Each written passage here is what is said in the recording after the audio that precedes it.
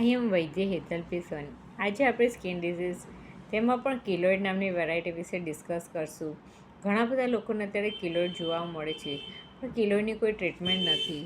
અને સેકન્ડલી ઘણી વખતે કોમ્પ્લિકેશનમાં કિલોઇડ રિમૂવ કર્યા પછી ઓલ ઓવર બોડીમાં ફ્લેરઅપ પણ થઈ જાય છે. તો કિલોઇડનું શું રીઝન છે અને કેવી રીતે આયુર્વેદ દ્વારા તેને ક્લિયર કરી શકાય છે.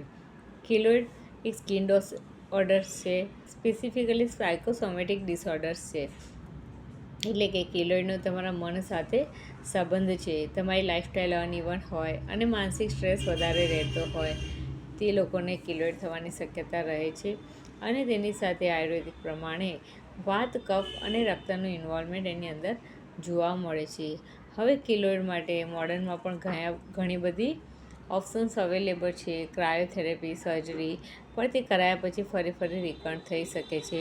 આયુર્વેદિક અનુસાર જે દોષોની અધિકતા છે તે દોષોની અધિકતા ઓછી કરવી અને સાથે લાઈફસ્ટાઈલને ઇમ્પ્રૂવ કરીને પણ કિલોઇડમાંથી બચી શકો છો. તો કિલોઇડ માટે આયુર્વેદમાં ક્ષારકર્મ થેરેપી, લીચ થેરેપી જેવી અનેક ઓલ્ટરનેટિવ મેડિસિન્સ અવેલેબલ છે અને આ થેરેપીનો લાભ લઈ તમે કિલોઇડમાંથી બચી શકો છો. મારું એક પેશન્ટ થોડા જ વર્ષો પહેલાં લંડનથી આવ્યું હતું અને એને ઓલ ઓવર બેકમાં કિલોઇડ થઈ ગયા હતા. પણ આફ્ટર લીચ એપ્લાય જલોકા થેરેપી દ્વારા અમે એમાં આશ્ચર્યજનક પરિણામ મેળવ્યું હતું. એના ઓલમોસ્ટ લીઝન જે કિલોઇડના હતા એ નાના થઈ ગયા અને સાથે એને જે બળતરા થતી હતી તે પણ બંધ થઈ ગઈ. તો કિલોઇડમાં આયુર્વેદિક અપનાવો અને આમાંથી મુક્તિ મેળવવાનો પ્રયાસ કરો. Thanks for watching.